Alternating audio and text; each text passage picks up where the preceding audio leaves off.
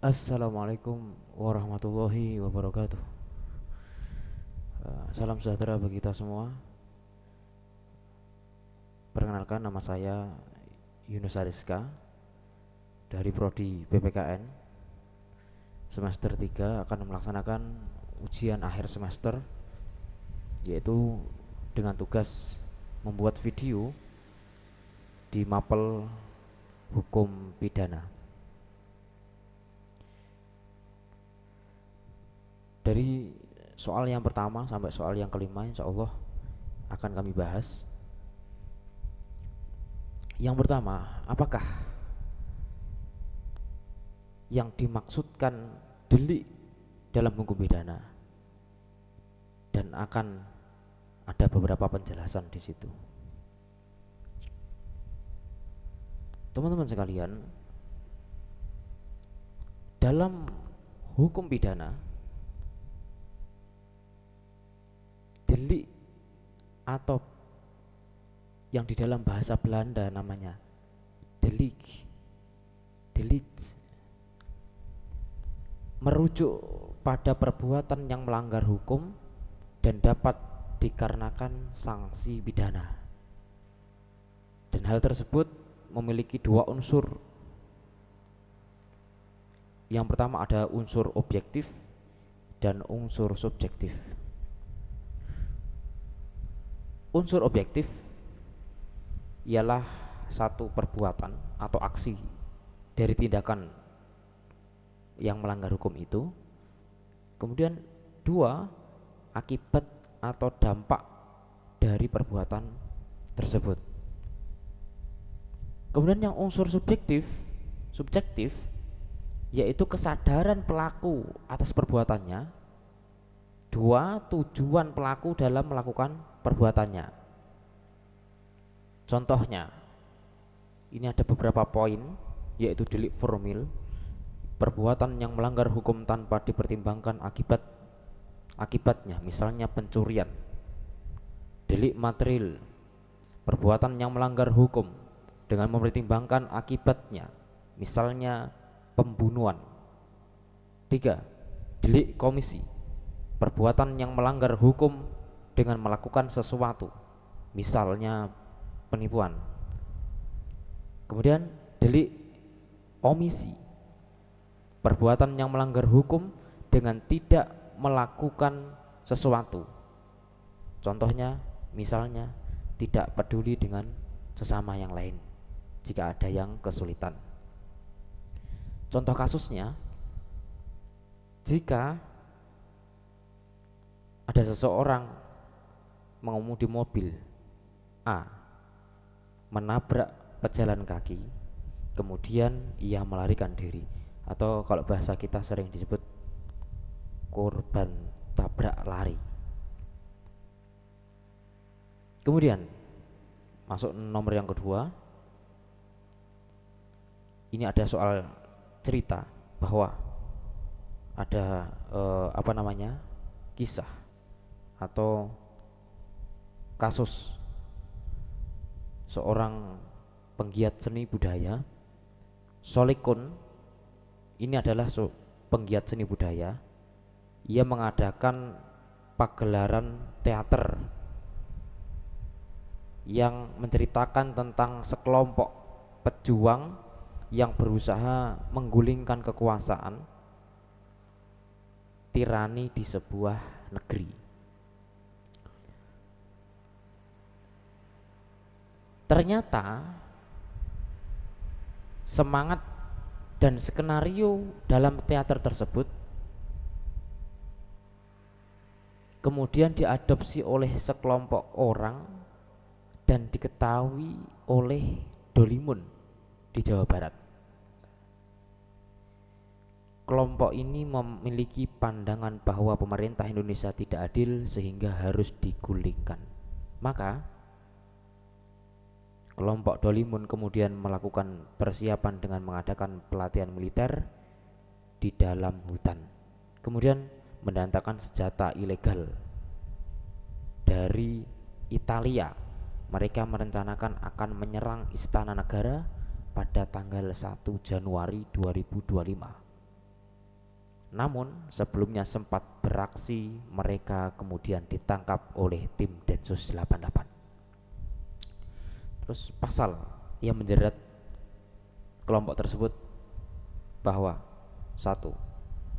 Solikun dapat dikenakan pasal 1. Pasal 106 KUHP tentang menghasut jika terbukti bahwa teater tersebut dimaksudkan untuk menghasut. 2. Pasal 160 KUHP tentang menghasut dengan cara tulisan atau gambar jika teater tersebut dianggap sebagai bentuk penghasutan melalui seni. Namun yang di poin B, dapatkah Solikun ditangkap secara karena tuduhan menghasut? Namun untuk menjerat Solikun harus ada bukti, tidak mudah untuk menjerat dalam kasus.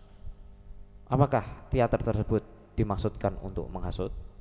Itu yang pertama. Kemudian yang kedua, Solikun memiliki kesadaran dan tujuan untuk menghasut. 3. Ada hubungan langsung antara tata teater dan rencana pemberontakan kelompok Dolimun. Jika ada bukti yang cukup, Solikun tidak dapat dikenakan pasal menghasut. Teman-teman,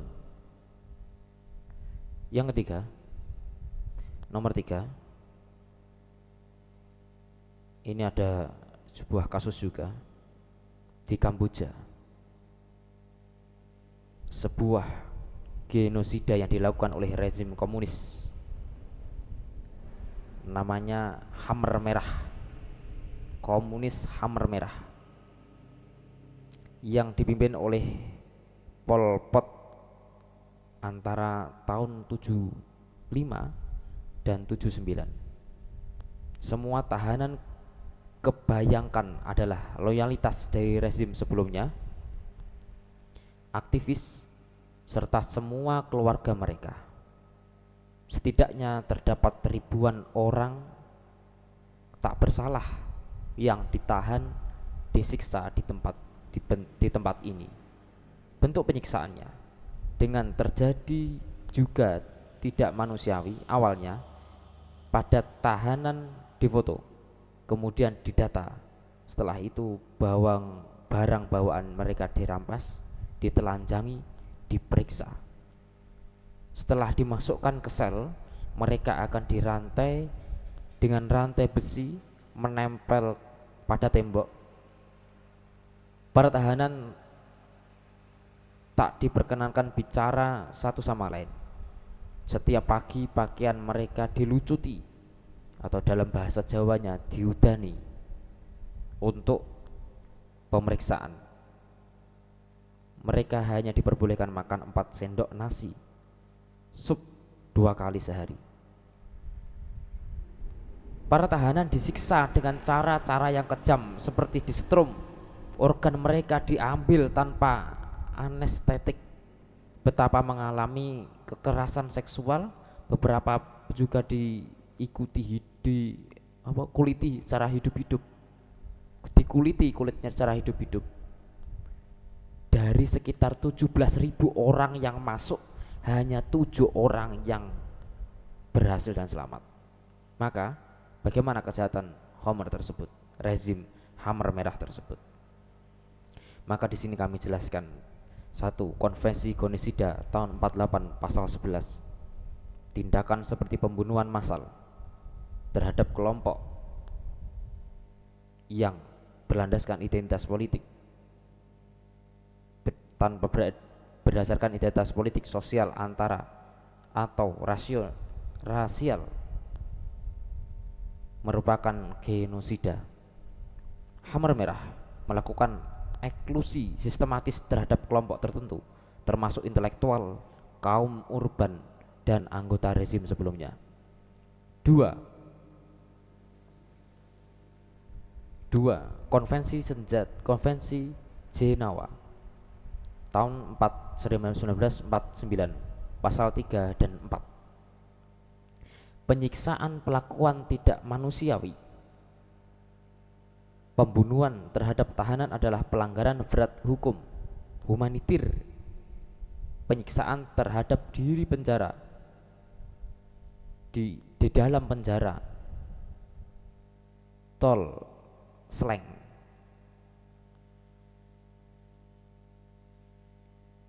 termasuk pemerkosaan, mutilasi, jelas melanggar aturan ini.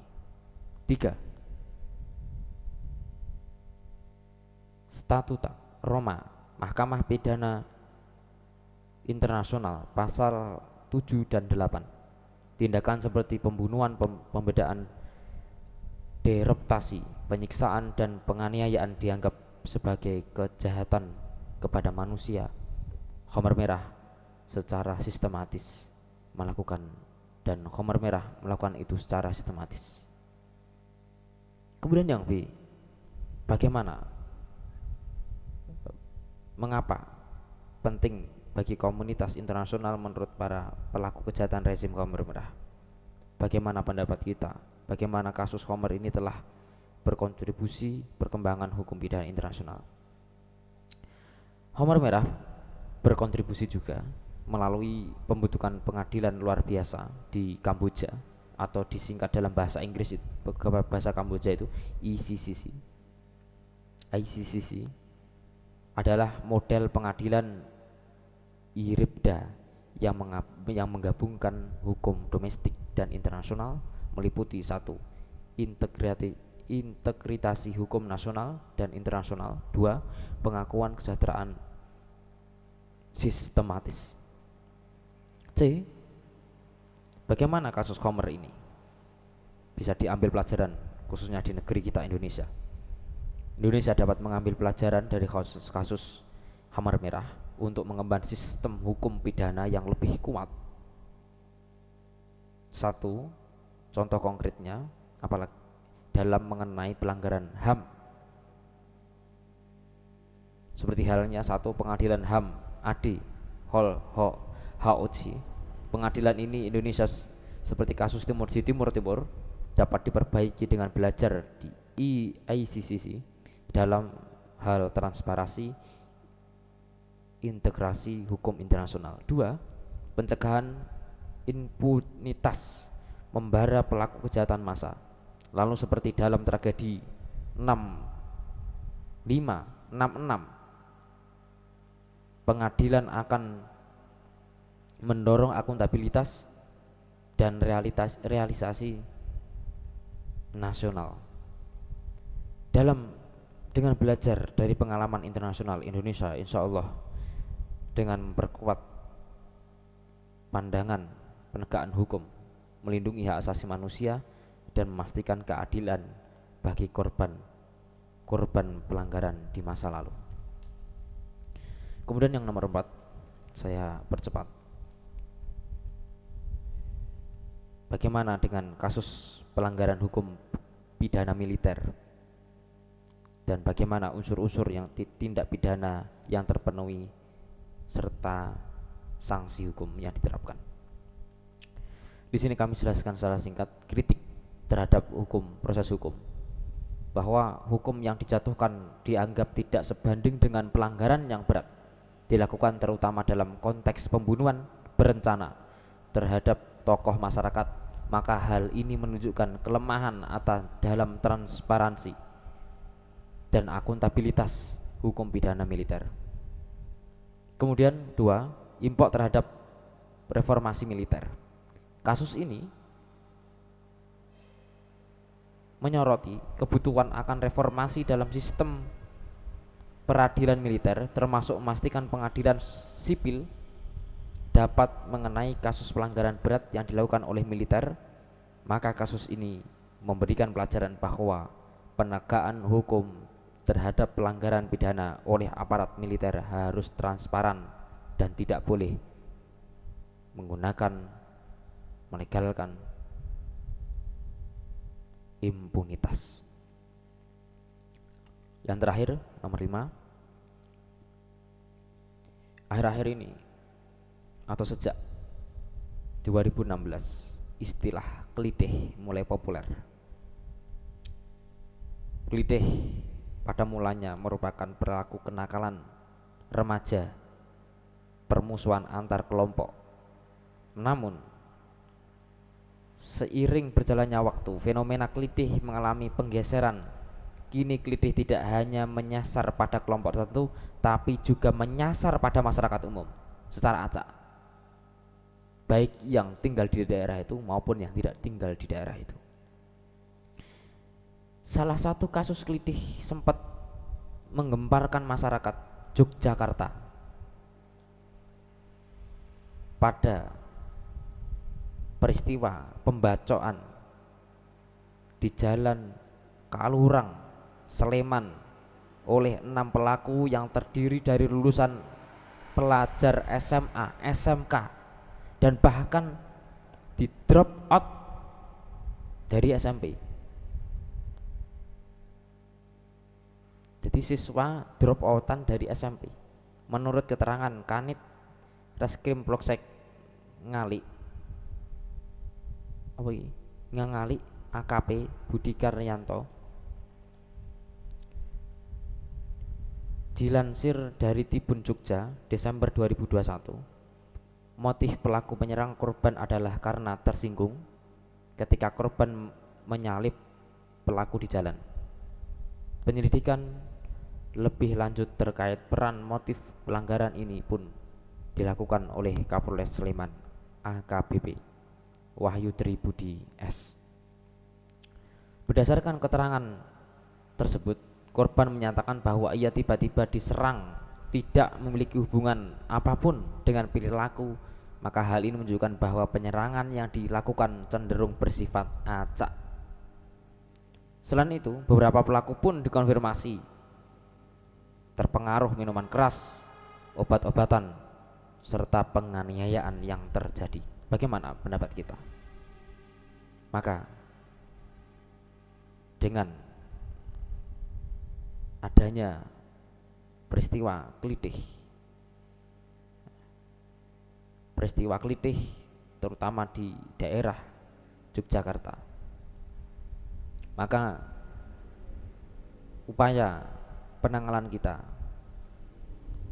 penanganan kasus ini khususnya di Indonesia masih belum efektif karena beberapa faktor, yaitu minimnya upaya pencegahan, karena kebijakan pencegahan perilaku remaja tidak melakukan tindakan keras seperti klitih dan lain sebagainya, itu program edukasi itu sangat kurang ditekankan. Kemudian 2, hukuman yang tidak memberikan efek jera, kurangnya rehabilitas perilaku, kurangnya optimalnya penegakan hukum. Kemudian apa yang diversi yang cocok? Kekerasan yang tidak bersifat serius. Kemudian tingkat kesenjangan sangat berbahaya tinggi. Dampak korban kepada korban dan masyarakat. Maka tentu kami simpulkan bahwa penanganan kasus klitih memerlukan pendekatan yang sangat ekstra, khususnya kepada anak-anak yang di bawah umur, perilaku yang di bawah umur. Ini mungkin yang tidak selalu tepat untuk kasus kekerasan berat seperti klitih seperti ini. Tetapi dengan adanya pendekatan edukasi, pembelajaran, khususnya lebih pendidikan kepada mereka, insya Allah ini akan meminimalisir kegiatan-kegiatan yang sangat tidak berkemanusiaan tersebut. Maka hakim harus juga tegas, penegak hukum harus tegas dengan vonis yang tegas, memastikan vonis dibebankan yang menangkap keadilan bagi korban, rehabilitas pelaku, serta pelindungan dan ketenangan bagi masyarakat luas. Mungkin dengan pendidikan yang baik, pendekatan orang tua, guru, semuanya kolaborasi dengan baik, kerjasama dengan baik, maka klitih ini, mental seperti ini akan dapat diminimalisir, walaupun susah sekali dalam hal tersebut. Mungkin ini yang dapat kami sampaikan. berbagai poin yang dapat kami sampaikan. Kurang lebihnya mohon maaf. Ada kata-kata ataupun kata-kata yang tidak pantas kami ucapkan, kemudian ada kata-kata yang salah mungkin dalam konteks-konteks yang salah, istilah-istilah yang salah, kami mohon maaf yang sebesar-besarnya. Wa'afu minkum. Assalamualaikum warahmatullahi wabarakatuh.